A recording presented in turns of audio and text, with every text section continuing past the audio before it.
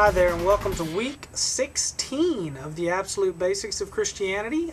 This week we are going to be talking about prayer, and this is a really good chapter. I tried to give you a little less work, if you will, or verses to look up this week. A few less, not a lot less, but a few less, to hopefully allow you time to pray. I really want you, I know it says at the beginning of every study, do your memory verse and then take a minute to pray. And at the end of every session, it says take time to pray.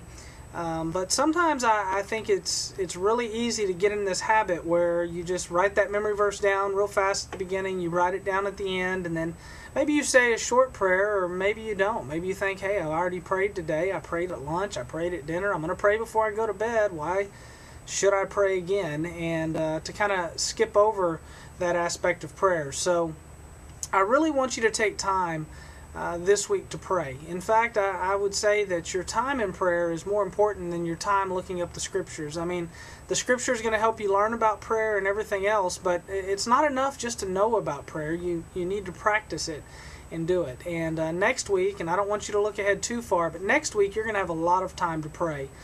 Next week we're going to talk about quiet times and just spending time with God.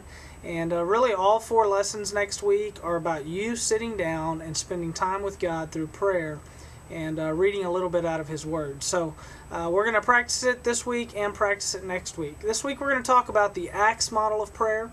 ACTS stands for Adoration, Confession, Thanksgiving, and Supplication. And it's just a very simple model of prayer. And as you pray this week, try to implement that model into your life. It's not a perfect model. It's not the only model. It's not the best model. But it's a way that will help you make sure that when you're praying, you're not praying all about you, or you're not praying all about others. But it's a way to make sure that your prayer life is well-rounded. And I just think it's a great model. It's something I use in my life, and I've used it for so long now that it's really unconscious. I don't even have to think about using the ACTS model when I pray. It's just something that I kind of do, and it'll become that way for you as well.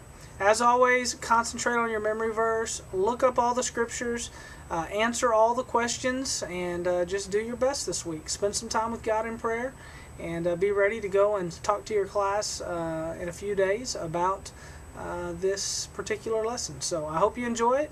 And once again, as always, be sure that you check out PastorPete.org for any other resources, or if you have questions and you want to talk to me or send me an email, you can do that from the website as well. God bless.